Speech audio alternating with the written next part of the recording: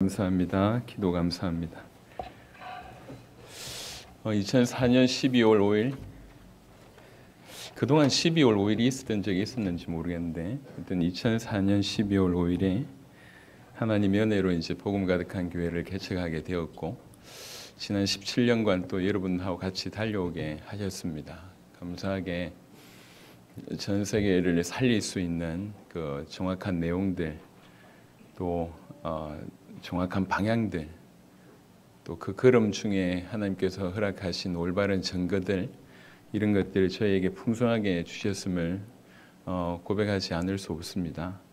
감사하게 그런 일들이 계속 일어나는데 여전히 우리는 배가 아직도 고프고 정말 끝내는데 주님 다시 오시는데 끝까지 이제 쓰임을 받았으면 좋겠다 생각합니다. 또 한편으로는 나름 잘 인도받았다고 하지만 여전히 부족한 게 너무 많구나, 채워야 될 게 너무 많구나 이런 생각도 많이 듭니다. 그래서 약간 그런 의미로서는 좀 마음이 무거운데 하여튼 지난 17년 동안 우리를 인도하신 하나님께 너무 영광을 돌려드립니다. 오늘 마가복음 10장 17절부터 31절의 내용인데요. 쭉 읽어가면서 좀 여러분하고 말씀을 나누도록 하겠습니다. 그리고 와서 나를 따르라 이 제목으로 말씀을 드리겠습니다. 17절에 보니까 예수께서 길에 나가실새 한 사람이 달려와서 꿇어 앉아 묻자오되 선한 선생님이여 내가 무엇을 하여야 영생을 얻으리까 이렇게 얘기합니다. 이 본문이 마태복음과 누가복음에도 같이 나오니까요. 같이 한번 보겠습니다. 마태복음 19장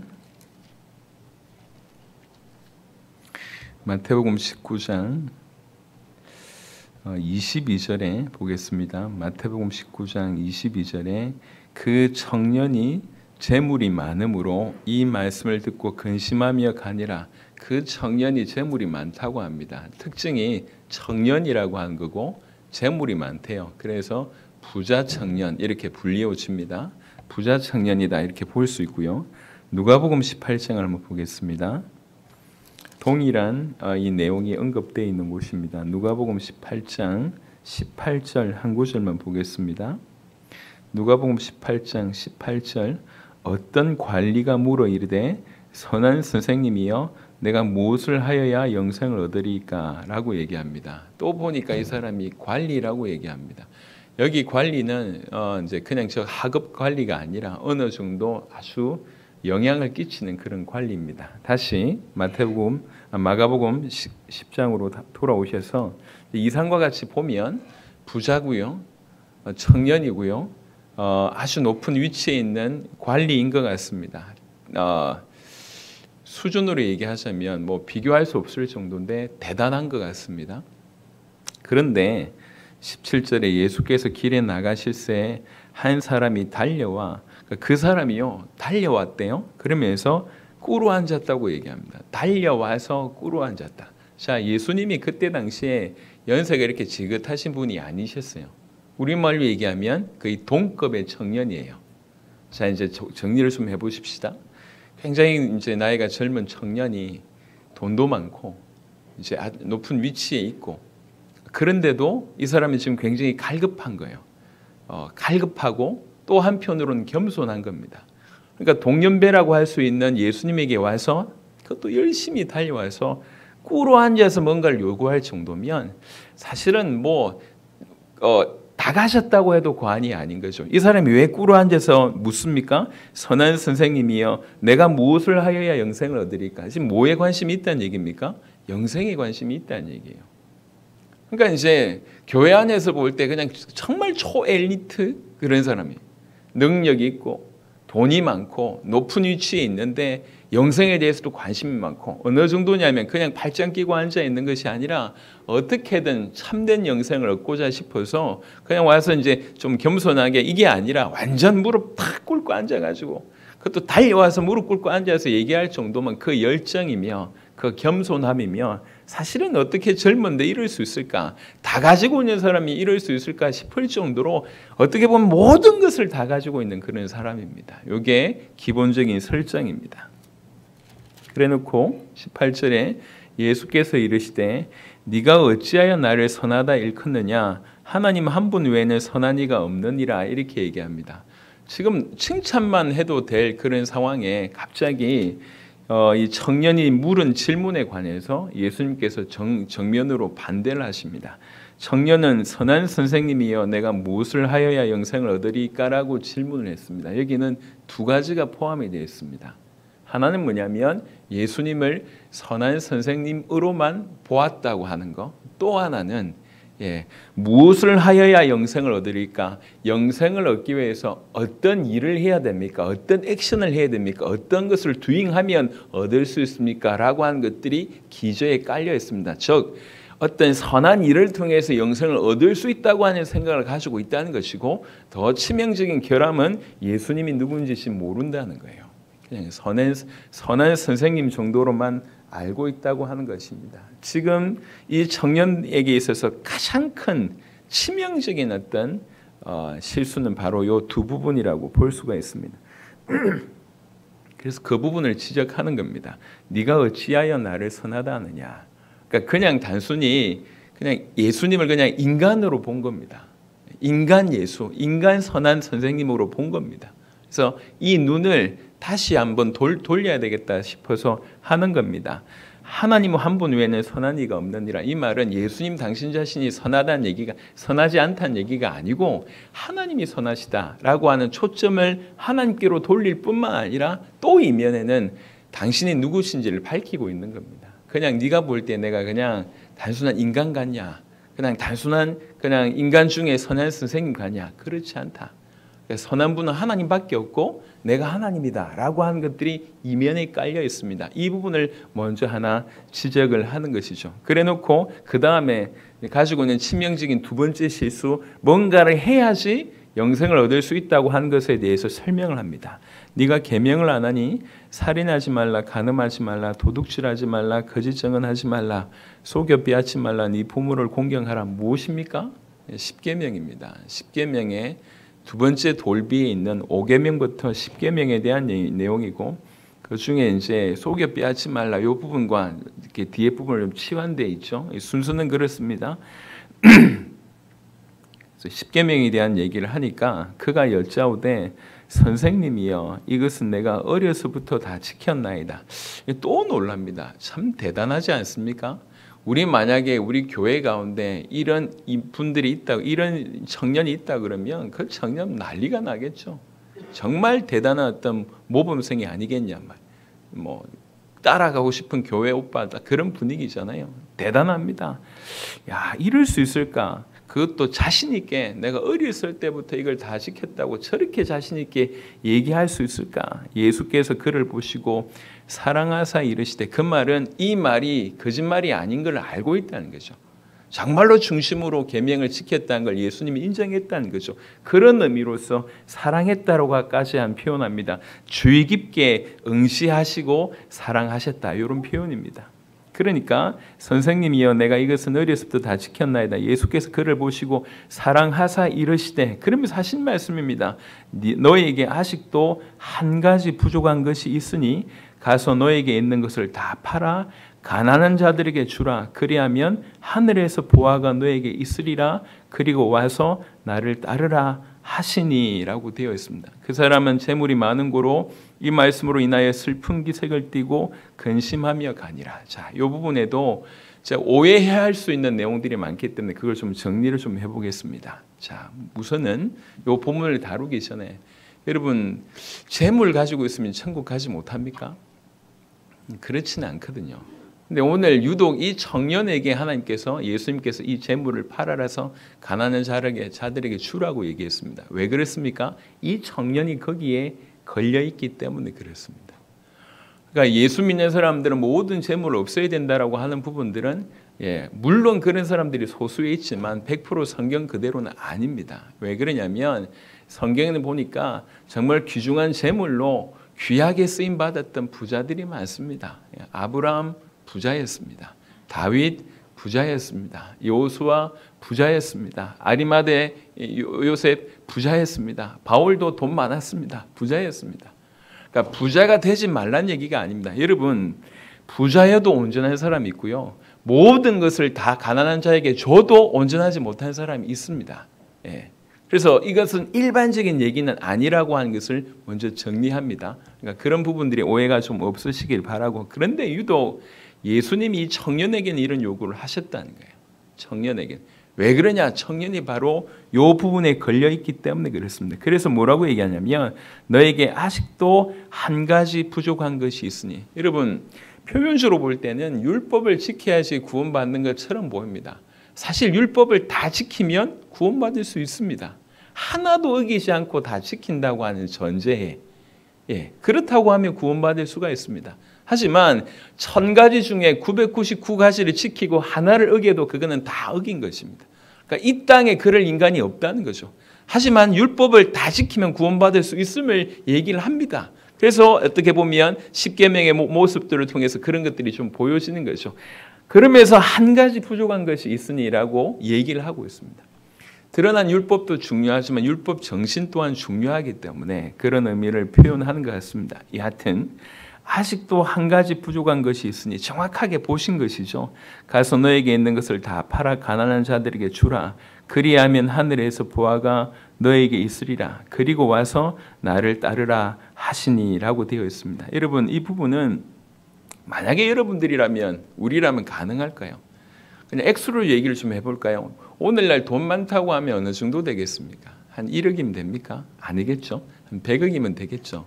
한 1000억이면 될까요? 1조 합시다. 1조. 지금 통역하는 애들 힘들겠다. 1조라고 생각해 봅시다. 여러분이 1조를 가지고 있어요. 생각만 해도 기쁘죠. 입에 걸리고 1조가 있는데 갑자기 예수님 나타나셔. 수아야, 그 1조를 가난한 사람들에게 다 나눠주고 너는 나를 따르라. 이렇게 얘기합니다.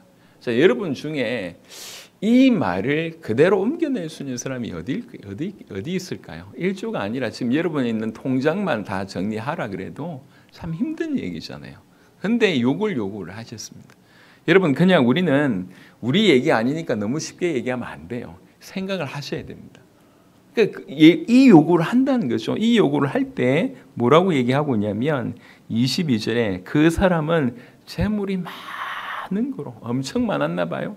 많은 거로 이 말씀으로 인하여 슬픈 기색을 띠고 근심하며 가니라. 영원한 운명의 분기점에 섰는데 그 영원한 운명의 분기점에서 영생과 정반대되는 길을 선택하는 장면입니다. 이건 간단한 얘기가 아닙니다. 우리 주님은 지금 영원한 하나님의 나라, 그 영생이라고 하는 것들을 지금 얘기를 하고 있습니다. 그런데 눈앞에 있는 이 재물 때문에 그걸 보지 못할 뿐만 아니라 엄밀하게 얘기해서는 결정적인 순간에 이걸 버리는 모습입니다. 참으로 안타깝죠. 그런데 그런 안타까움이 바로 지금 이 청년에게 있습니다. 이 청년은요, 이걸 버려야 한다라고 알고 있었습니다. 그러니까 괴로워하는 거죠. 말도 안 되는 얘기라고 얘기할 때는 그냥 고개 돌렸죠. 근데 이게 저번에 하신 말씀이 맞는 것 같은데 다 알고 있습니다. 영생이 중요하고 말씀을 지켜야 되는 것이 다 중요하고 저걸 따라야 한다는 것도 다 알고 있는데 알고 있지만 결국 재물을 선택하게 되는 거죠. 결국 다 버리게 됩니다. 영원한 운명의 분기점에 서 있는 이 청년의 모습을 우리가 보자고요. 여러분 이것은 뭘 얘기하고 있냐면 궁극적으로 얘기해서 우리가 뭘 추구하고 있느냐, 뭘 바라보고 있느냐의 차이입니다. 우리가 영생에 대해서 관심이 없습니까? 그러면 뭐 할 말이 없습니다. 근데 분명히 영생에 이렇게 관심이 있잖아요. 청년처럼. 영생에 관심이 있지만 그 엄청난 영생을 얻어낼 수 있는 그 결정적인 분기점에서 항상 이것을 얻지 못하도록 방해하는 우리 안에 이런 요소들이 있다는 거죠. 그중에 대표적인 케이스를 오늘 재물의 케이스를 들어서 우리에게 설명하고 있습니다. 이 재물이 결국 우리 영생의 길을 막습니다. 여러분은 간단한 얘기가 아닙니다. 나중에 보시면 알겠지만 이게 비단 재물뿐만 아니라 우리가 사랑하는 그 모든 것들을 얘기할 수가 있겠습니다. 우리가 하나님의 나라라고 얘기할 때 이거는 간단한 얘기가 아닙니다. 자, 보세요. 오늘 보셨던 마가복음 10장의 17절부터의 본문이지만 우리가 지난주 설교를 기억을 할 것입니다. 10장 5절에 보니까 내가 진실로 너에게 이르노니 누구든지 하나님의 나라를 어린아이와 같이 받들지 않는 자는 결단코 그곳에 들어가지 못하리라 라고 얘기합니다. 누구든지 어린아이처럼 이 하나님의 나라를 받아들이지 않는, 또 받들지 않는 자는 결단코 그곳에 들어가지 못하리라 해놓고 지금 누구를 얘기합니까? 이 부자 청년을 얘기하는 거예요. 이 부자 청년을 얘기하면서 하나님 나라를 받들지 못한다는 게 뭐냐? 하나님 나라를 받아들이지 못한다고 하는 구체적인 예가 뭐냐? 이렇게 하면서 부자 청년의 예를 들고 있습니다. 이 부자 청년은 다 가지고 있어요. 무엇보다도 영생에 지대한 관심을 가지고 있습니다. 그 영생을 추구하기 위해서 나름 어릴 때부터 열심히 율법을 지켜왔고요. 지금도 뭔가 부족한 것 같아서 더 완벽하게 얻고 싶어서 예수님께 찾아와서, 그것도 동년배 정도 되는 예수님 앞에 무릎 꿇고, 달려와서 무릎 꿇고 어떻게 하면 영생을 얻어야 되겠습니까? 얻을 수 있습니까? 라고 진중하게 질문하는, 영생에 관심이 없는 사람이 아니에요. 누구보다도 관심이 있는 사람입니다. 그런데 이런 사람이 하나님 나라를 받아들이지 못하는 사람이다. 하나님 나라를 받들지 못하는 사람이다 라고 하는 한 예로 이 사람을 등장시킨 것입니다. 도대체 하나님 나라를 받든다는 게 무엇일까요? 하나님 나라를 받아들이지 않는다는 게, 받아들인다는 것이 무엇일까요? 여러분, 우리가 이 땅을 살아가면서 하나님께서 우리에게 은혜 주셔서 하나님 말씀이 정말로 믿겨져야 됩니다. 적어도 오늘 이 본문을 봤을 때 둘 중에 하나는 이 세상의 재물이냐 영원한 하나님의 나라냐라고 얘기할 때, 우리가 이 재물을 과감하게 고민하지 않고 털어버릴 수 있을 때는 어느 때 가능합니까? 이게 커 보일 때 가능한 거예요. 이 하나님 나라라고 하는 것이 실제일 때, 이 하나님 나라가 내 목숨을 주고도 바꿀 수 없을 그 정도 강력할 때 이 모든 것을 놓을 수가 있습니다.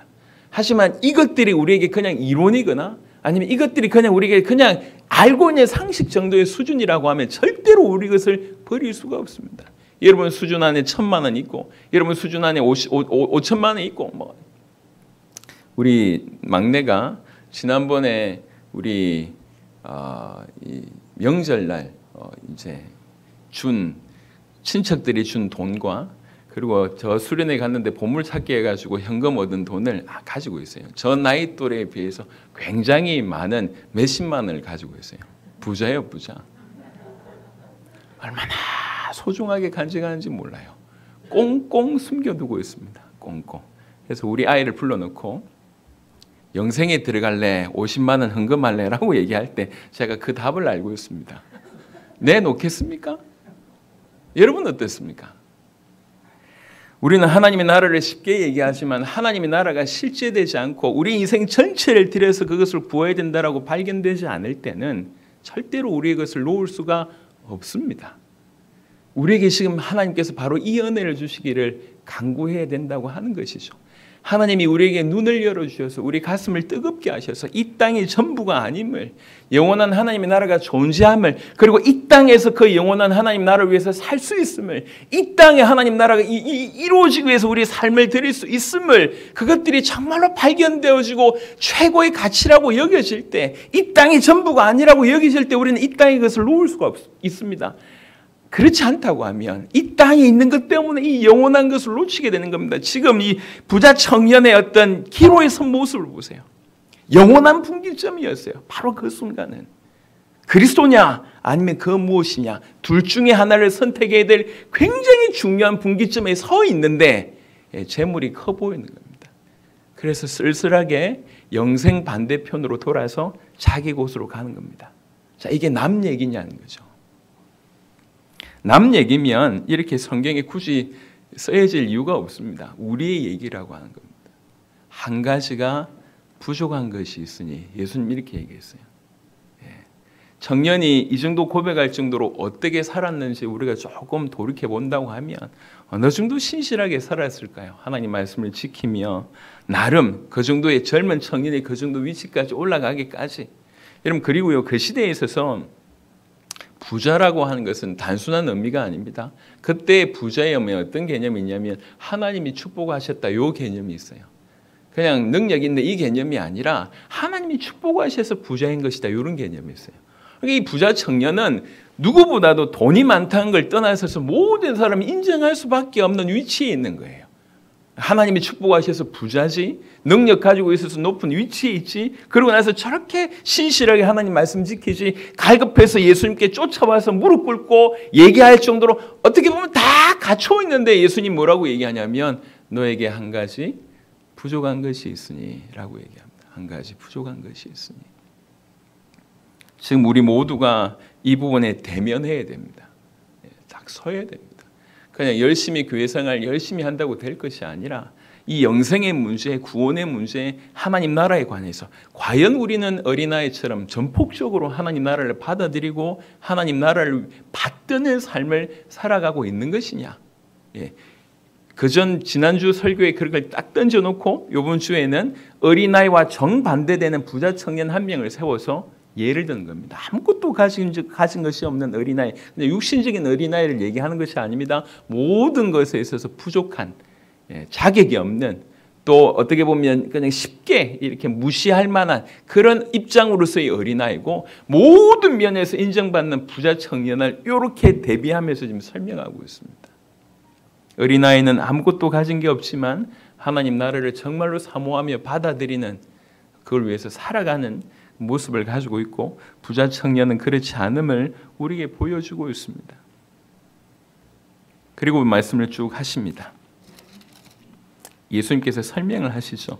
예수께서 둘러보시고 제자들에게 이르시되 재물이 있는 자는 하나님의 나라에 들어가기가 심히 어렵도다 하시니, 제자들이 그 말씀에 놀라는지라. 왜 이 말씀을 놀랍니까? 이게 아까 얘기했듯이 그냥 부자가 천국 못 가요? 놀랍다 이 얘기가 아니에요. 부자의 개념은 하나님의 축복을 받아서 부자, 이런 개념이잖아요. 그렇다고 얘기하면 그 부자는 천국이 따놓은 당상의 개념을 가지고 있는 겁니다. 이런 개념 가운데 부자가 천국 가기 어렵다 이렇게 얘기하니까 충격인 거죠. 그래서 더 놀랐습니다. 제자들이 그 말씀에 놀라는지라. 예수께서 다시 대답하여 이르시되 얘들아, 잘 쓰지 않는 표현이지만 아주 친근하게 얘들아, 하나님의 나라에 들어가기가 얼마나 어려운지. 여기 보면 전통 본문에는 이렇게 되어 있습니다. 이게 지금 이 본문에는 없는 내용이지만 전통 본문에는 얘들아 해놓고 괄호가 있습니다. 가로가 뭐냐면 재물을 의지하는 자들 이렇게 되어 있습니다. 재물을 의지하는 자들이 하나님의 나라에 들어가기가 얼마나 어려운지. 재물을 의지하는 자들이, 돈 있는 자들을 얘기하는 것이 아니라, 그냥 부자를 얘기하는 것이 아니라 그것을 의지하는 자들이 하나님의 나라에 들어가기가 얼마나 어려운지. 낙타가 바늘 귀로 나가는 것이 부자가 하나님의 나라에 들어가는 것보다 쉬우니라. 가장 좀 그때 당시에 유행했던 표현으로 불가능하다라고 하는 표현을 이렇게 씁니다. 낙타가 바늘귀로 나가는 거, 이렇게 불가능할 때 쓰는 표현인데 그거를 차용해서 이렇게 얘기합니다. 부자가, 즉 여기서 부자라고 하면 재물을 의지하는 자가 하나님 나라에 들어가는 것보다 쉬우니라라고 얘기를 합니다. 예수님께서 이 얘기를 하셨을 때 참으로 많은 생각들을 하게 되는 것이죠. 그러니까 제자들이 매우 놀라 서로 말하되 그런즉 누가 구원을 얻을 수 있는가. 요 놀람도 저 하나님이 축복받은 저런 부자도 못 가는데 우리가 갈 수 있습니까? 요 얘기예요. 그때 예수께서 그들을 보시며 이르시되 사람으로는 할 수 없으되 하나님으로는 그렇지 아니하니 하나님으로서는 다 하실 수 있느니라. 이게 구원론의 대강령입니다. 여러분, 이 말씀은 무슨 말이냐면 인간의 노력으로 암만 뛰어나지만 인간의 노력으로 인간의 행위로 구원받을 수 있는 게 아니다. 오직 구원은 하나님으로부터 이것이 유일한 구원의 길이라고 하는 것이죠. 하나님이 정해놓은 그 방법으로부터 오직 그리스도이심이 하나님의 아들이신 예수님을 믿는 길로만 오직 구원받을 수 있음을 성경은 다시 얘기를 하고 있습니다. 이거는 상당한 차이를 냅니다. 왜 그러냐면 지구상에 종교가 많이 이제 존재하지 않습니까? 그 모든 종교의 구원의 기준은 대부분 행위입니다. 이걸 해야 됩니다. 저걸 해야 됩니다. 선한 일을 해야 됩니다. 돌을 터야 됩니다. 오만 얘기를 다 합니다. 근데 유일하게 오직 믿음으로만 구원 얻을 수 있는 길을 하나님이 마련하셨습니다. 이 길 말고는 얻어낼 수가 없습니다. 우리가 정말로 아무 흠도 없는 그 의를 가지고 있어야지 구원받을 수가 있습니다. 그런 유의 의가 우리에게 없다는 거죠. 그래서 우리가 예수님께서 십자가 지실 때에 그 그리스도이신 그분이 십자가 지셨을 때에 바로 그 십자가상에서의 그는 죄 자체가 되신 것입니다. 모든 인류의 죄를 그분이 가져가신 것입니다. 그리고 그분이 십자가상에서 자기 몸 안에서 그 죄를 완벽하게 처리하신 것입니다. 당신의 죽음으로 그 죄를 처리하셨죠. 그리고 나서 원래 흠없는 그 흠없는 의가 우리에게 다시 전가가 된 것입니다. 십자가상에서 이런 교환이 일어나게 된 것이죠. 그래서 우리에게는 우리 모습은 여전히 더러운 모습인데 그리스도의 피로 그의 의로 우리가 옷 입는 일이 이제 벌어진 거예요. 하나님이 보실 때 우리가 흠도 점도 없는 그런 의로운 자가 된 것입니다. 의롭다 여김을 받는 이 길 말고는 구원받을 수 있는 길이 전혀 없습니다. 그래서 하나님으로서만 할 수 있다. 하나님으로서는 다 하실 수 있느니라라고 명확하게 얘기를 합니다. 베드로가 여짜와 이르되 보소서 우리가 모든 것을 버리고 주를 따랐나이다. 실제로 예수님의 제자들, 예수님의 베드로와뿐만 아니라 예수님의 제자들이 다 그러했습니다. 그러면서 구체적으로 예수께서 이르시되 내가 진실로 너희에게 이르노니 나와 복음을 위하여 사실은 그 어떤 것보다 이게 중요합니다. 나와 복음을 위하여 조금 있다가 좀 첨언하겠습니다.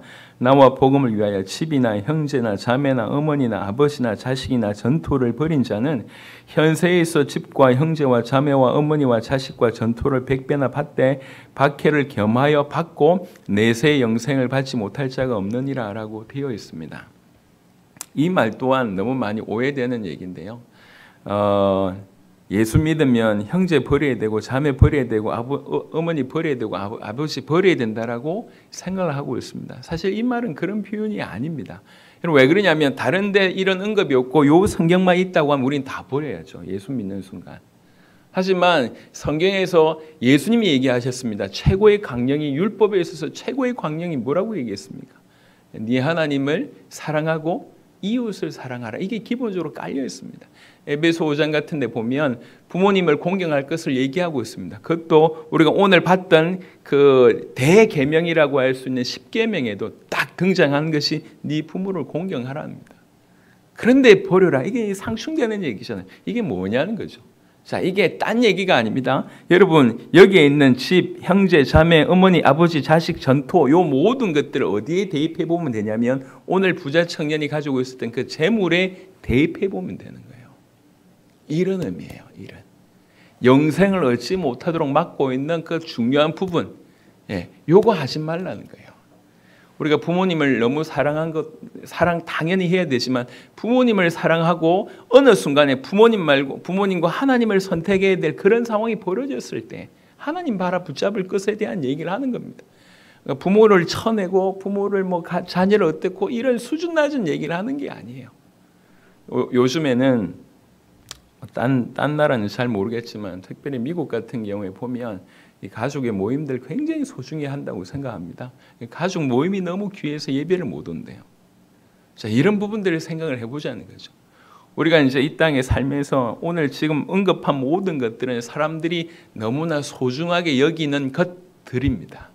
집도 그렇고요, 땅도 그렇고, 안 그렇습니까? 집 그렇고, 땅 그렇고, 전토 그렇고, 어머니 그렇고, 아버지 물론 형제는 약간 좀, 자매는 약간 좀 그런 사람이 있을 수는 있지만요. 사이좋게 지내시길 바랍니다. 형제와 자매, 어머니 다 그럴 수 있습니다. 그런데 생각을 해보세요. 이 모든 부분들이 그런 거예요. 그러니까 아낌없이 다 포기해야 된다는 얘기를 하는 게 아니에요. 예수 믿는 순간 다 잘라내야 된다. 그런 얘기를 하는 게 아닙니다. 재물 자체가 나쁩니까? 아닙니다. 여러분, 오늘날 세계복음화 하는데 물질이 얼마나 필요합니까? 지금도 우리가 교회에 계속 전 세계에서 사역 지원 요청을 계속 오지 않습니까? 어떻게든지 하나님의 은혜로 잘 감당해내고 있습니다. 어떻게 이런 일이 가능한지 모르겠지만 여하튼 전 세계에서 계속 요청 옵니다. 가끔씩은 너무 이렇게 별 생각 없이 요청하는 거 아니냐 이런 생각이 들 때는 제가 한 번씩 주의를 주죠. 그래도 좀 라이베리아 프린스 목사님 같은 경우에 이제 좀 주의를 좀 줬는데 대부분의 제자들은 그 중심을 알고 있습니다. 그래서 우리가 어떤 중심으로 살아가는지 특별히 우리 교회를 와보신 분들은 이 교회가 크지 않구나, 이게 성도가 대단히 많지 않구나, 이걸 파악하신 분들은 돈 얘기 안 하십니다. 하지만 정말 사역을 해야 되는데 도움이 필요한 분들은 전 세계에서 꾸준하게 요청이 들어오고 우리는 꾸준하게 그걸 감당하고 있습니다. 앞으로 이런 일들이 비약적으로 커지겠죠. 우리는 아직 아주 일부분만, 아주 적은 숫자만 돕고 있지만 우리가 꿈꾸는 바 우리 세대의 세계복음을 완성하는 그 일을 위해서라고 할 때는 많은 일들이 벌어져야 되겠고 지금과 비교할 때 뭐 1000배, 10,000배, 1억 배 이상의 많은 일들이 우리 가운데 일어나야 될 것 같습니다. 틀림없이 그렇게 해야 될 것 같습니다. 그 많은 부분에 경제 필요합니다. 인물 필요합니다. 시스템이 필요합니다. 돈 자체는 항상 중성적인 의미예요. 이거 자체가 나쁜 게 아닙니다. 이것 때문에 마음이 뺏겨서 주님을 바라보지 못하는 것이 그것이 중요하다는 거죠. 그래서 돈이 악이라고 얘기하지 않았습니다. 돈을 사랑함이 일만하게, 성경 파야 되겠네. 그냥 말로 안 되겠습니다. 우리 디모데전서 6장을 보겠습니다.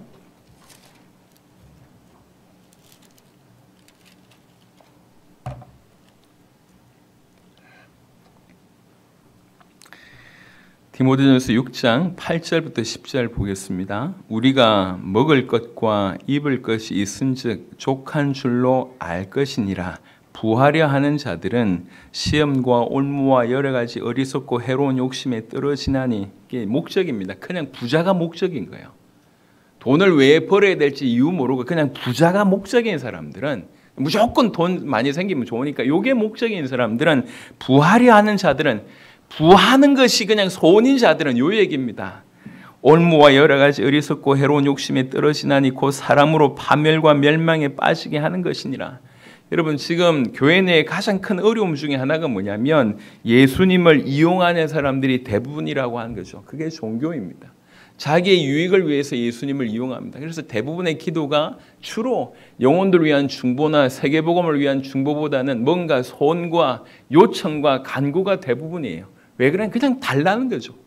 그러니까 예수님이 든든한 백이 되시니 내 하나님이 백이 되신 이렇게 생각하고 있습니다. 전부 자기 육신과 자기 육신의 이익을 위해서 살아가고 있습니다.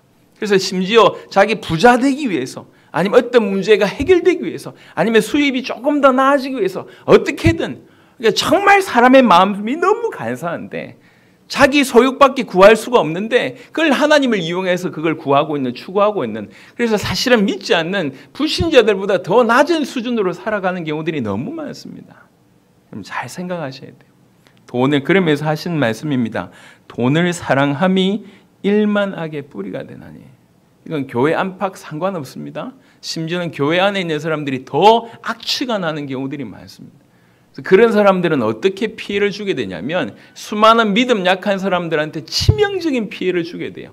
예수 믿는 사람이 저 정도구나, 이런 일이 벌어지는 거죠. 그래서 우리가 모두가 경계해야 될 부분이 딴 게 아닙니다. 돈을 사랑함이 일만하게 뿌리가 되나니 이것을 탐내는 자들은 미혹을 받아 믿음에서 떠나 많은 근심으로써 결국 자기를 찔렀도다, 이렇게 되는 거예요. 이건 지금 교회 안에 있는 사람들에 대한 얘기 아니겠습니까? 돈이 목적이 되고 돈을 사랑한, 그냥 무조건 부자가 되는 거예요. 이렇게 얘기하는 것은 이렇게 된다는 것입니다. 하지만 분명히 돈은, 다시 말씀드립니다, 중성적이고 세계복음화에 너무 유익한 부분이라고 보여집니다. 그러니까 어떤 중심으로 돈을 버느냐, 여러분 다 우리 생계활동을 하고 있지 않습니까? 너무 치열하게 생계활동을 하고 있지 않습니까? 하고 있으면서 어떤 마음으로 사느냐는 거죠. 아까 말씀드렸습니다만 하나님 나라가 실제가 아니고 이것이 정말 우리가 달려가야 될 어떤 유일무이한 그것이 되지 않는다고 하면 우리는 절대로 이 세상이 만들어 놓은 너무너무 감각적인 여기에서 못 빠져나옵니다. 버릴 수가 없습니다. 물질을 버릴 수가 없습니다. 이런 분위기예요. 마찬가지입니다. 다시 우리 마가복음에 돌아와서 이 재물과 같은 범주에 누가 속해 있냐면 이런 겁니다. 이 형제나 자매나 어머니나 아버지나 자식이나 전토나 그 외에 기타 등등 모든 것들이 결국에는 하나님과 그 무엇, 그리스도와 그 무엇이라고 얘기할 때 그 무엇일 수밖에 없는 바로 그런 요소들. 그런 요소들. 혹여 구원받지 못했다고 하면 그런 요소들 때문에 구원받을 수가 없는 것이고, 혹여 구원받았다고 얘기한단들 바로 그런 요소 때문에 주의 일을 감당하지 못하게 되는 것입니다. 진중하게 우리가 이 부분을 받아들여야 될 것이라고 생각합니다. 그래서 부모나 형제, 자매를 다 싸그리 버려라 이런 얘기 절대로 아닙니다. 우리 주님이 요구하신 게 진짜 네가 추구한 게 뭐냐는 거죠. 그래서 정말로 주와 복음을 위해서 우리 가족들을 더 돌아보는 거 이게 당연한 얘기죠. 주와 복음을 위해서 하나님께서 우리에게 허락하신 것들 소중하게 잘 쓰는 거 이게 정말 필요한 얘기 아니겠냐 말입니다. 현세에 있어 집과 형제와 자매와 어머니와 자식과 전토를 100배나 받되 이 말은 또 무슨 말입니까? 어머니가 100배 받을 수 있습니까? 형제 자매가 100배가 될 수 있냔 말이에요. 그런 차원이 아니라 그 정도 풍성함을 주시겠다고 하는 것입니다. 그런데 뭐라고 얘기하냐면 받되 박해를 겸하여 받고라고 되어 있습니다. 분명히 이 세상은 눈에 보이지 않지만 사단이 활동하고 있는 세상이고 사로잡혀 있는 죄악에 사로잡혀 있는 세상입니다. 우리가 올바른 복음 들고 간다고 얘기할 때 환영해 줄 세상이 아니라 우리를 반대할 만한 세상이 이 땅입니다. 정확하게 알고 있어야 됩니다. 그래서 올바른 답을 가지고 명확한 기준을 가지고 살아가는 것이 너무나 중요합니다. 할 말이 많지만 그 다음 부분을 좀 바로 보겠습니다. 그러나 먼저 된 자로서 나중되고 나중된 자로서 먼저 될 자가 많으니라. 있다라고 얘기하지 않고 많다고 얘기합니다. 많다. 특별히 이 부분이 성취된 케이스는 뭐냐면 예수님 이후에 수많은 유대인들은 복음에 반대함으로 말미암아 구원이 이렇게 멀어지는 일이 벌어졌고 우리처럼 이방인들이 이렇게 등장해서 정말 수많은 이방인들이 구원받는 일이 벌어졌습니다. 교회 안에도 마찬가지입니다. 교회 안에서도 얼마든지 이런 일이 벌어질 수 있다는 거죠. 저 부자 청년 같은 누가 보더라도 구원받았을 것 같은 사람이 이제 구원하고는 상관없는 사람이 되고 저 세리와 창기 같은 아니면 저 어린아이 같은 수준 없고 무시해도 괜찮을 만한 이런 사람들이 이 복음을 진실로 받아들여서 자기 인생을 드리는 그래서 참된 이 구원의 축복 속에 들어오는 그런 일들이 벌어질 수 있다는 거죠. 그런데 그것이 많다고 얘기합니다. 우리 주님이 오늘 궁극적으로 얘기한 부분들은 크게 결론적으로 제가 두 가지 말씀을 드리고 싶은데 하나는 아까 말씀드렸던 것처럼 하나님의 나라에 관한 것입니다. 지금 마가복음 10장의 때는 어떤 때냐면 이제 거의 갈릴리 사역을 마무리하고요. 마지막으로 이제 예루살렘으로 올라가고 있는 때입니다.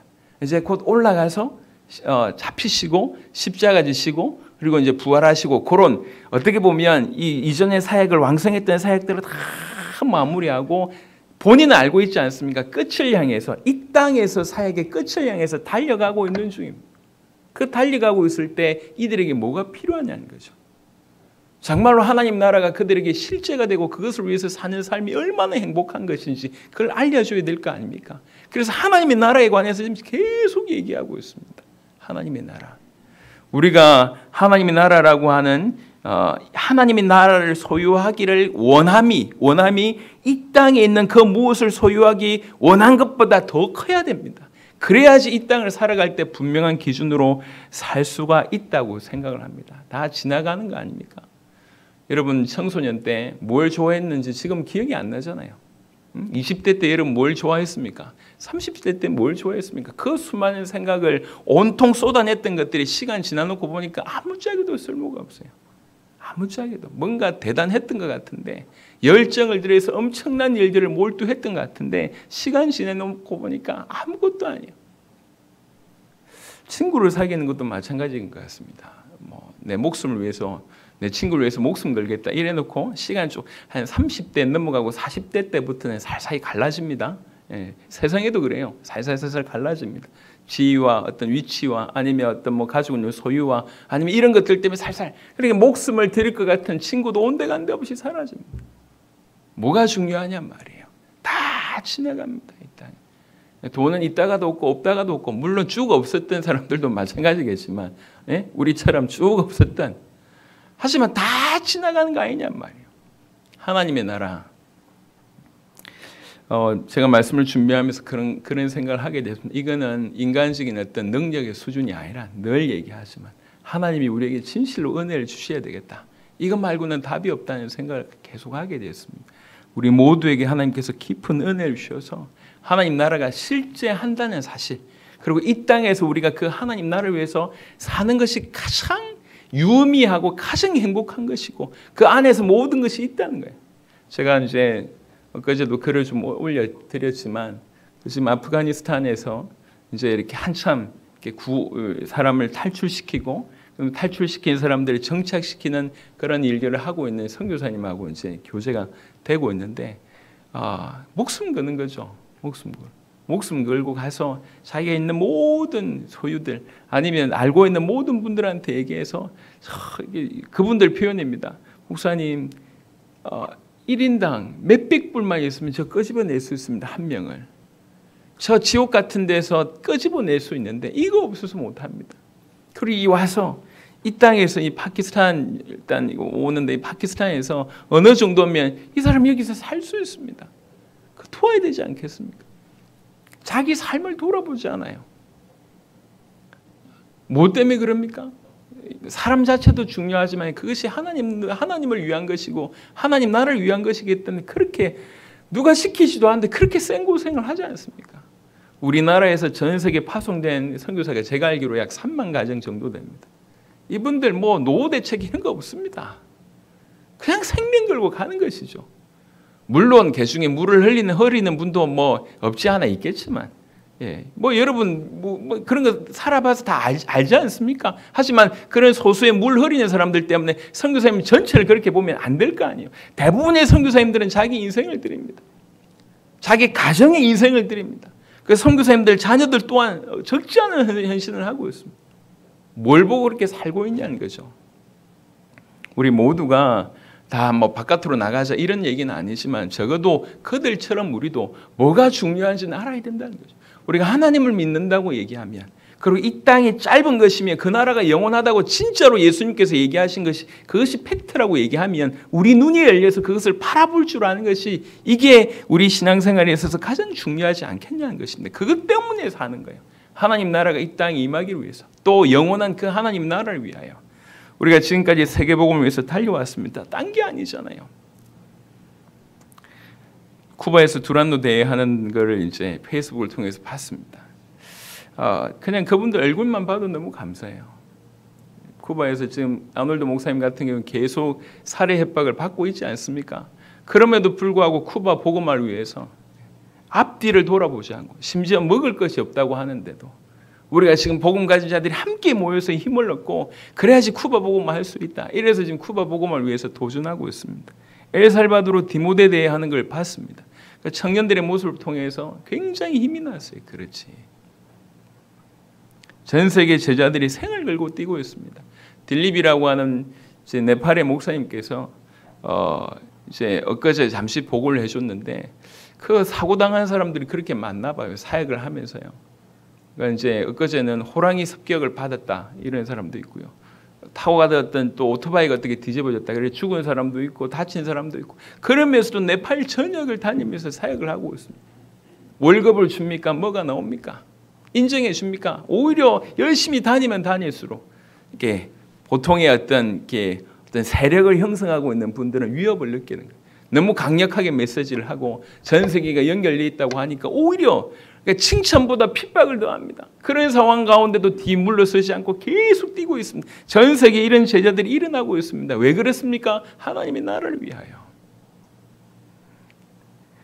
하나님이 정말 우리에게 은혜를 주셔야 되겠습니다. 하나님의 나라가 정말 실제가 되도록. 그래서 하나님의 나라를 받아들이지 않는 자는 하나님의 나라를 받들지 않는 자는 결단코 천국에 들어가지 못하리라. 이 말이 정말 이해가 될 수 있도록 오늘 21절에 굉장히 사실은 중요한 초청을 하셨습니다. 뭐라고 얘기하냐? 너에게 아직도 한 가지 부족한 것이 있으니 가서 너에게 있는 것을 다 팔아 가난한 자들에게 주라. 그리하면 하늘에서 보화가 너에게 있으리라. 이 부자 청년이 절대로 이해 못하는 게 있습니다. 자기는 이 돈 재물만 너무 커 보이시 하늘에서 보화가 있다라고 이 말이 얼마나 어마어마한 말인지 정말로 이해할 수가 없기 때문에 결국 자기 재물을 아끼는 쪽으로 자기 인생을 들였습니다. 여러분 여러분이 직접 하늘에서 보화가 있으리라. 이게 어느 정도일까요? 상상할 수 없는 엄청난 제안을 하신 거 아닙니까? 이 사람한테. 근데 이 사람은 두 개의 크기를 가늠을 못합니다. 그냥 눈앞에 있는 재물만 커 보여요. 이것이 얼마나 커 보이는지, 얼마나 큰지 상상도 못합니다. 하나님의 나라가 얼마나 큰지, 하나님의 나라에 준비되어 있는 보화가 얼마나 큰지 상상도 못하기 때문에 포기를 못하고 있는 것입니다. 하나님이 우리에게 눈을 열어주셔서 바로 그것에 초점 맞춰 살아갈 수 있게 되길 바랍니다. 우리 가운데 있는 사실은 그런 생각을 해요. 한 주간에도 최근에 여러분들은 조금 자세하게 단톡방을 보셨다고 하면 정말 여러 숱한 사역 지원 요청에 대한 얘기를 들으셨을 것입니다. 어떠셨습니까? 적지 않은 분들이 부담을 가졌을 거라고 생각합니다. 여기는 이 교회는 뭐 그냥 건축 헌금 한번 하고 끝내야 되는데 그게 아니고 주님 오실 때까지 전 세계를 도와야 되니까 얼마나 많은 요청이 옵니까? 특별히 중직자들은 얼마나 많이 부담 가지겠습니까? 압니다. 예, 그럼에도 불구하고 여러분들하고 이 길을 걸어가고 싶어서 얘기한 겁니다. 보십시오.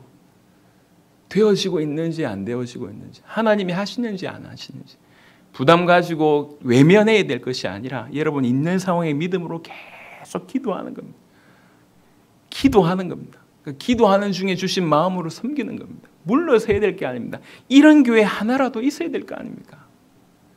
이런 교회 하나라도 있어야 될 거 아니에요. 하나님 그래서 저 많은 교회들 중에 우리 교회를 세우셨다고 저는 생각합니다. 끝까지 우리가 감당해야 됩니다. 주님 오실 때까지. 주님 오실 때까지. 하나님의 나라를 어떻게 내가 섬길까? 하나님 나라를 어떻게 내가 받들까? 하나님 나라를 어떻게 내가 받아들이며 하나님 나라를 이 땅에 구현하기 위해서 내가 어떻게 무슨 일을 이렇게 고민하고 헌신하고 뛰어드는 것이 죄송합니다. 개인적으로는요. 그것만큼 기쁜 일이 없어요. 뭐가 기쁩니까? 영원한 것을 위해서 우리가 우리 인생을 드릴 수 있는 만큼 기쁜 일이 없습니다. 마음에 그렇게 흐뭇한 일이 없습니다. 가난한 사람을 좀 도와도 마음이 기뻐요. 어려움 당한 사람을 좀 도와도 기쁜데 우리가 하나님을 기쁘시게 하는 일에 우리 인생을 드린다. 기쁘지 않겠냔 말이에요. 해보십시오. 어렵지 않습니다. 우리 모두가 우리 모든 성도들이 그렇게 했으면 좋겠습니다. 자, 그러면서 마지막 드리고 싶은 말씀이 이 얘기입니다. 21절에 그리하면 하늘에서 보화가 내게 있으리라 해놓고 그다음에 그리고라고 얘기할 때 그 사이에 뭐가 하나 빠져 있어요.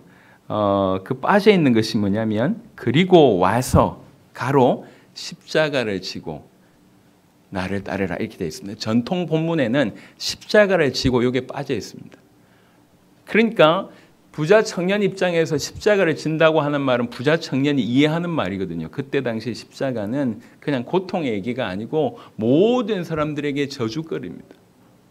십자가 지고 나를 따라라고 얘기하니까 목숨 걸고 모든 사람들에게 비난받을 각오하고 엄청 고생을 각오하고 나를 따르라 이렇게 얘기를 하신 거죠. 이 말에 결국은 이 부자 청년은 고개를 돌리게 됩니다. 자, 하나님께서 우리에게 동일한 얘기를 합니다. 그리고 와서 십자가를 지고 나를 따르라 이렇게 얘기를 합니다. 여러분 하나님 나라가 전제되어 있지 않으면 왜 일을 하겠냔 말이에요. 왜 일을 하겠냔 말이에요. 직업분들 중에요. 정말 힘든 직업들이 많더라고요. 정말 저런 일을 할 수 있을까? 이런 힘든 직업들이 많아요. 제가 지금도 기억나는 게 왜 등대에서 혼자서 사는 거예요. 등대에서. 저 선봉 한가운데 등대에서 3개월마다 이렇게 6개월마다 뭐 1년마다 아니면 2년마다 이렇게 체인지를 하는데 그 연봉이 뭐 굉장하더라고. 연봉이 한 1억 정도 된대요. 혼자 있어야 돼. 인터넷도 없고 혼자 3개월. 뭐 낚시 좋아하는 사람 할 수 있겠지. 얼마나 힘들겠어요. 뭐 뒤에 하는 사람도 없고 그냥 등대만 지키고 있는 거예요. 특별히 이제 편한 날은 괜찮겠지만 폭풍 오는 날 얼마나 무섭겠어요. 그게 지키고 있는 거예요. 왜? 돈 때문에. 연봉이 많으니까. 연봉이 많으니까. 여러분 그 연봉이 세니까 뭐 할 일 하더만요 이렇게. 이게 보장되지 않으면 안 하지 않습니까? 마찬가지로 약간 세상적인 논리로 지금 얘기를 하는 겁니다. 하나님 나라가 실제되지 않으면 이거 하겠냐고요. 스스로 십자가를 지랍니다. 잘못한 것도 없는데. 그리고 주님을 따르라고 합니다. 그게 영광의 길이 아니에요. 고난의 길입니다. 지금 우리에게 요구하고 있는 메시지입니다. 지금 우리가 그렇게 지금 살아가야 되고 살고 있지 않습니까? 세상과는 정반대로 이 세대를 본받지 않고 완전히 틀어서 주께서 원하시는 그 길. 그래서 궁극적으로 계속 질문합니다. 그리스도냐? 그 무엇이냐? 계속 그리스도를 선택하기를 원하시며 그 그리스도를 따라가기를 원하시는 것이 궁극적으로 우리에게 하는 질문입니다. 그 길을 방해하는 그 부족한 것 한 가지 있지 않냐? 우리는 한 가지 아닐 겁니다. 우리는 한 100가지, 1000가지 너무 많지 않습니까? 이 엄청난 것 때문에 이곳이 못 쫓아가고 있는데 빨리 정리하고 그리고 와서 나를 따르라고 얘기합니다. 그리고 와서 하나님의 말씀이 선포가 될 때 그 하나님 말씀을 그냥 좋은 기호식품 정도로 생각하면 절대로 인생이 바뀌지 않습니다. 인생은 언제 바뀌냐면 하나님 말씀이 내 심중에 새겨졌을 때, 정확하게는 박혔을 때에, 그래서 그 안에서 하나님 말씀이 내 안에서 역사하기 시작할 때 인생이 바뀝니다. 오늘 부자 청년이 우리 자신이라고 생각하자고요. 그게 기본 전제입니다. 나라는 거죠. 나. 우리가 바로 오늘 본문에 등장하는 부자 청년과 같은 그런 모습이라고 하는 겁니다. 뭔가 나름 하나님에 대한 관심도 있고 영생에 관심도 있고 나름 주님을 섬기고자 하는 마음도 있고 다 있고 나름 걸쳐서 뭔가를 하긴 하는데, 그래서 사람들이 볼 때는 칭찬받을 만한데 우리 주님은 우리의 중심을 아시지 않습니까? 오히려 아직도 한 가지 부족한 것이 있으니 뭔지는 잘 모르겠습니다.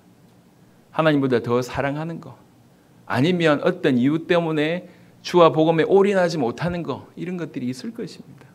혹여 그게 취미 활동일 수 있고, 아니면 어떤 사람과의 관계 문제일 수 있고, 아니면 너무나 소중하게 생각하는 그런 것일 수 있습니다. 어떤 것이든지 오히려 부족한 그 한 가지, 아직도 부족한 그 한 가지, 그 한 가지가 처리되지 않으면, 그러니까 처리하고 와서 요 얘기입니다.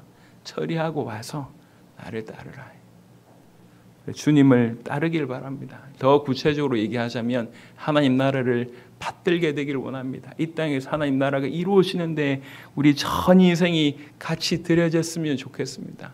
그동안 하나님께서 지난 17년 동안 복음 가득한 교회를 증거로 쓰셨습니다. 그리고 지금도 우리 주변에는 우리 교회 안에 너무나 많은 증거들이 일어나고 있지 않습니까? 어떻게 교회 하나를 통해서 100개국 이상의 중요한 제자들이 찾아지냔 말이에요. 어떻게 지금 그들과 함께 이제 어제 우리 이제 선교사님 자녀들이 저희 집에 와서 묵고 있는데, 어제 이제 영어 국제 제자 모임 하는 걸 이제 봤나 봐요. 제 실체를 본 거죠. 영어 한마디 못 한다는 거를 쟤네들이 알았어요. 제가 100개국을 돌아다니니까 여러분 영어 못해도 괜찮지 않습니까? 통역하는 사람들이 많이 있으니까요. 영어를 잘하든지 못하든지 아니면 능력이 있든지 없든지 우리가 어떻게 살아가는가, 이게 중요한 거 아닙니까? 하나님께서 이 교회에 그런 숱한 증거를 주셨습니다. 그러면 우리는 적당하게 간격 유지하고 주님과 적당하게 간격 유지하면서 따라와야 될 게 아니라 이걸 없애야 됩니다. 무엇이 우리를 그렇게 가로막고 있냔 말이에요. 뭐 때문에 하나님 나라를 위해서 우리 인생들 풍덩 던지지 못합니까? 무엇 때문에 그렇습니까? 생각을 해보십시다. 무엇 때문에 우리 인생을 못 던지고 있습니까? 무엇 때문에 아직도 그렇게 재고 있냔 말입니다. 이 놀라운 하나님 나라가 실제라고 하는데, 그리고 부자 청년에게 제시했던 것처럼 우리에게 지금 제안하고 있는데, 하늘 보화를 너에게 줄 것이다. 처리하고 오라는 거예요. 이게 처리해라. 뭔지는 잘 모르겠지만 처리해. 뭐가 그리 중요한지 모르겠지만 처리해. 빨리 버려라. 무엇 때문에 하나님 앞에 하나님 나라를 위해서 인생 사는데 방해되냔 말이에요. 그래서 우리 모두가 하나가 되어서 이 영원한 운명의 분기점에서 옳은 선택할 수 있게 되길 바랍니다. 그리스도냐 그 무엇이냐라고 얘기할 때 더 이상 고민하지 않고 아낌없이 과감하게 그리스도와 그 하나님 나라를 덥석 붙잡는 그런 저와 여러분 되었으면 좋겠습니다. 그래서 지난 17년을 우리를 인도하셨던 것처럼 우리는 기준이 딴 게 전혀 없습니다. 주님 오실 때까지. 어찌하든지 우리 살아있을 때 세계복음만 끝낼 때까지 계속, 그러니까 지금보다 훨씬 더 100배, 1000배, 10,000배 더 이상의 어떤 열정과 또 하나님께서 주신 어떤 도전들을 계속 해나가면서 감당을 해야 될 줄로 믿습니다. 그래서 결론으로 말씀을 맺습니다. 그리고 와서 나를 따르라. 빨리 처리하고 와서 나를 따르라. 버려야 될 거 있다면 빨리 버리고 와서 나를 따르라.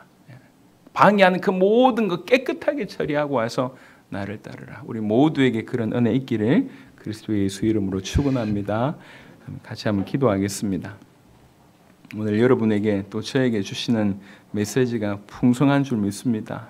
부자 청년 같은 우리에게 어찌하면은 기회를 주시는 것이라고 생각합니다.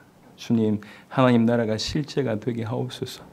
진실로 하나님 나라가 가장 크게 보이게 하옵소서. 그래서 이 땅에 그 무엇도 그 하나님의 나라, 그 그리스도와 비교할 수 없도록 바로 우리에게 그러한 은혜를 주님 허락하여 주옵소서. 간절히 기도하고, 혹여 아직도 우리가 하나님의 나라를 위하여 하나님 나라를 받들고 섬기는 데 있어서 방해되는 그 무엇이 있다고 하면 어떤 것인지 모르겠지만 하나님이 아실 거니까 주님 그것을 놓을 수 있도록, 버릴 수 있도록, 처리할 수 있도록 하나님 우리에게 은혜를 베풀어 주시옵소서. 우리 다 같이 한번 기도하도록 하겠습니다. 살아계신 주님 감사를 드립니다.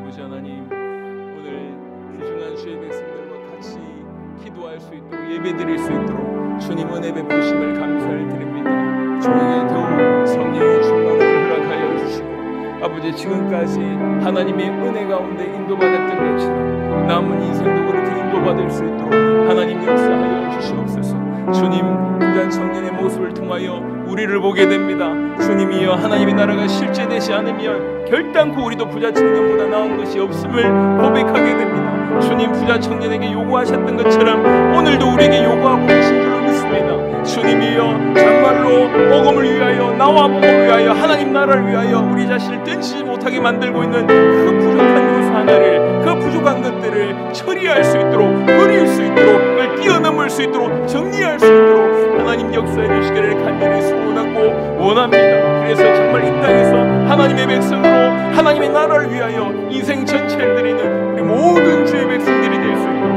하나님 역사하여 주시옵소서. 할렐루야. 하나님 감사합니다. 기도의 시간을 주셔서 감사합니다. 부자 청년의 모습을 통해서 우리에게 보여주신 바, 우리 가슴 속에서 이 메시지를 새겨들을 수 있도록 하나님 역사하여 주시옵소서. 진실로 이 영생의 문제, 구원의 문제, 이 하나님 나라라고 하는 것들이 정말로 사실이 되고 오직 우리의 유일한 목적이 될 수 있도록 하나님 역사하여 주시옵소서. 그래서 이 땅에 그 무엇도 비교할 수 없을 정도로 강력하게 아버지 우리에게 받아들여져서 이 땅에 그 무엇도 놓으라고 하실 때 놓고, 버리라고 하실 때 버릴 수 있도록 하나님 역사하여 주시옵소서. 하나님 나라가 그렇게 커 보이도록, 그리스도 예수께서 그렇게 커 보이도록 은혜 위에 은혜를 주여 베풀어 주시길 기도합니다. 주님, 우리도 알고 있습니다. 무엇이 우리를 방해하고 있는지, 무엇이 우리로 하여금 하나님 나라를 위하여 우리 인생 전체를 드리지 못하도록 하고 있는지 우리 또한 알고 있습니다. 주여, 우리에게 은혜를 베풀어 주셔서 바로 그것을 버릴 수 있도록 하나님 역사하여 주시옵소서. 바로 그것을 우리 주님 앞에 내어놓을 수 있도록 하나님 역사하여 주시옵소서. 그것이 무엇이든지 주여 아버지 우리 주님이 아시고 우리에게 힘을 주사 처리할 수 있도록 하나님 역사하여 주시옵소서. 그래서 영원한 그 선택의 분기점에서 항상 그리스도를, 항상 하나님의 나라를 선택할 수 있도록 하나님 은혜를 베풀어 주시옵소서. 감사를 드렸고 우리 주 예수 그리스도의 이름으로 기도드렸습니다.